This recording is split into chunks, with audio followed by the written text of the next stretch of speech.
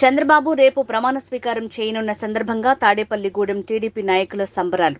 ఎన్టీఆర్ విగ్రహానికి పాలాభిషేకం చేసిన Tadepalligudem TDP in charge Valavala Babji cycle కు ప్రత్యేక పూజలు నిర్వహించి అన్నా క్యాంటీన్ ద్వారా అన్నదాన కార్యక్రమం నిర్వహించిన టీడీపీ నాయకులు.